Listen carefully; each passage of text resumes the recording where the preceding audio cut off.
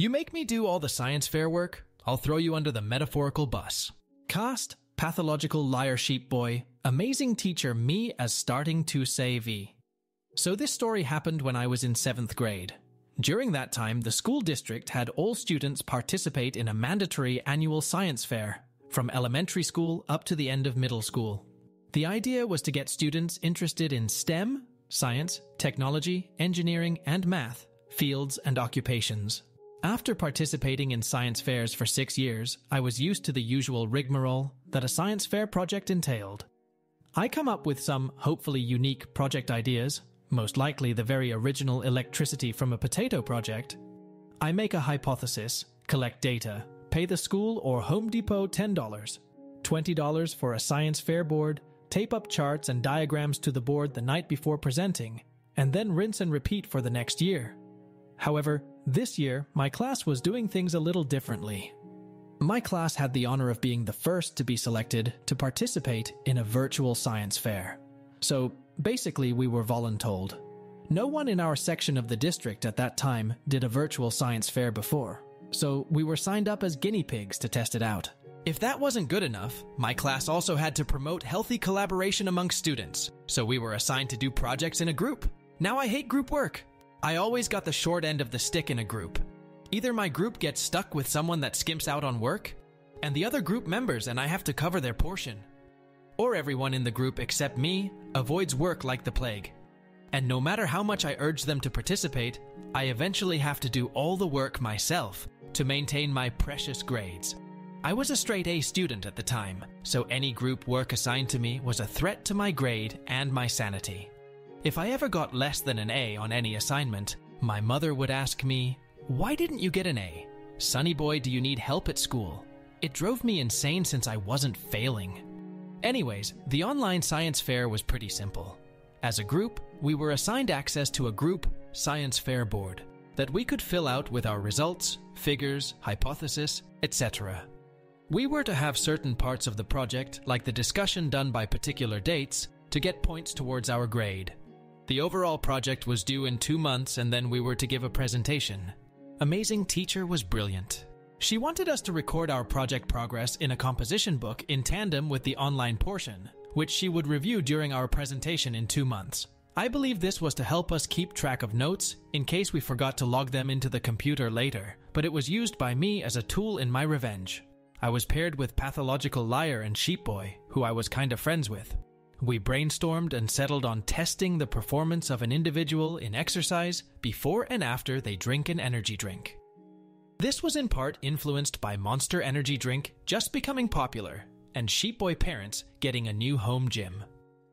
I thought it was great since I was playing football at the time and wanted to work out more. Also, pathological liar, sheep boy and I literally shared every class together and lived within a mile of each other, so it would be super easy to communicate. However, sheep boy and pathological liar never seemed to want to talk about the project. After 2 weeks of radio silence from pathological liar and sheep boy, I finally corralled them in one place and suggested we meet up at sheep boy's house that weekend to start the project. On the day of the meetup, sheep boy's mom had to go grocery shopping or something, so sheep boy was out. Undaunted, I told pathological liar, it'd be fine if we work at my house and researched other studies on it to get the ball rolling. But pathological liar never showed up that day, so I decided to confront him on our walk home from school the next day. Oh my god, if you heard what came out of this boy's mouth as an excuse. While we were literally within spitting distance of my house, pathological liar said he couldn't come over yesterday or today because his grandparents had gotten into a plane crash. I was flabbergasted and exclaimed, "What? Really?" But I didn't see anything on the news about a plane crash. Pathological liar responded indignantly, "Plane crashes happen all the time starting to Savvy. They're not all going to get reported on. Their plane struck another plane on the tarmac and then rolled over and snapped off both wings. Me, insert surprised Pikachu face. OMG, I'm so sorry. Did they die? PL. What? No, why would they die, idiot? Anyways, I can't do the project this week. See? Yeah. This little turd then ran home. After I got home and deduced that he just fed me a sack of crap, I just said whatever and filed out the preliminary sections of the project and wrote notes in the composition book to at least ensure we had something to turn in next week.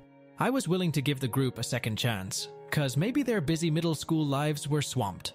After another 2 weeks of attempting to coordinate my group and getting them to at least contribute a page or two to the report, we finally decided to meet up at Sheep Boy House again to start collecting the data. We actually all showed up this time, and Sheep Boy's mom had bought the Monster energy drinks we needed. Pathological Liar started to guzzle them because he wanted to test out the drinks first. Sheep Boy showed off his new home gym and then got us to play Smash Bros for half an hour. I didn't want to play at first, but then decided to lighten up, and we could do the tests afterward. After coaxing my group back to the gym, Pathological Liar just rambled and chit-chatted. Me, trying to be pragmatic, said, "Hey guys, why don't we start our exercise now and record some data, and then afterward I can school y'all in Smash Bros."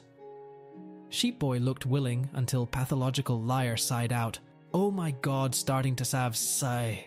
We didn't invite you out to do this stupid project, we invited you to hang out."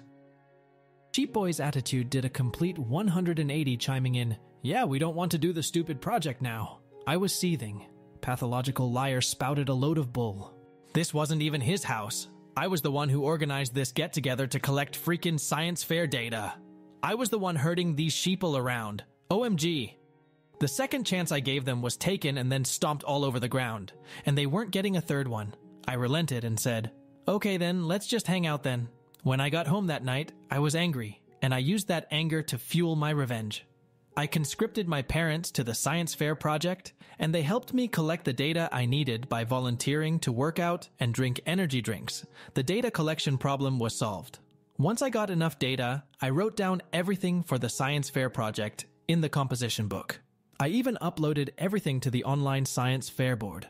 I created all the PowerPoint slides and scripts for the presentation. Over the next few weeks leading up to the presentation, Sheep Boy and Pathological Liar didn't even ask about the science fair project. They had no intention of doing any of the work. Although my anger fueled me to get the project done, I wasn't finished. I did the pettiest thing I could think of and signed a corner of the composition book with, "Starting to Savvy did all the work." I knew that Amazing Teacher would be checking our composition books while we were presenting the project, and I couldn't wait to see how Pathological Liar would try to weasel out of this one.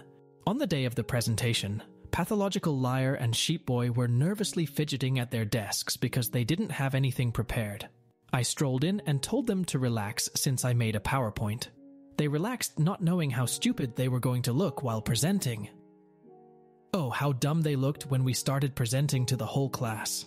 I had already memorized the slides and my script and was effortlessly strolling around the room, making eye contact and delivering a killer speech on the science fair project.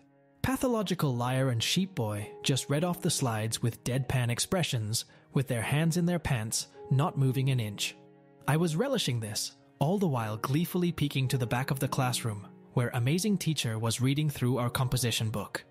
Amazing Teacher would stop our presentation ever once in a while to ask questions and compare with what was written down in the book.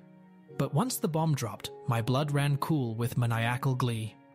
I saw AT stop and read a corner of the book.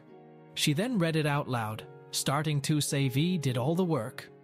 I felt Pathological Liar and Sheep Boy grow cold next to me. PL, that cunning fox, stammered out, "Well, yeah, he worked on that section, miss." Amazing Teacher brought her glasses down to the tip of her nose and stared at Pathological Liar over the rims and coolly stated, "So you're telling me that Starting to SAV was just signing his part of the composition book and that you all wrote in here equally?" Pathological Liar: "Yes, ma'am." Me shrugs. At this point I wavered. I didn't want to feel the social wrath from them or their friends for stepping out and challenging Pathological Liar's lie. So I stayed silent. At least I embarrassed them for a moment. After my crowning achievement of embarrassing Pathological Liar and Sheep Boy, I thought nothing would really come from it. But boy, was I wrong. After grades were released for the project, I was totally bummed out that I got a 96%. It wasn't the perfect A that I was hoping for, and knew my mother would be asking me, "Why didn't you get an A+? Why didn't you get a 100%? But then Sheep Boy and Pathological Liar ran up to me with their eyes wide with terror asking, "What did you get for your grade?" Me: "I got a grade. Why?" This is how my snarky butt avoided answering questions on my grade. Pathological liar. Sheep Boy got a 66% and I got a 48%. I was shocked to hear that, and then I figured out that Amazing Teacher must have interrogated my group mates on the project separately and awarded them the grades they deserved. OMG, my petty revenge tanked their grades.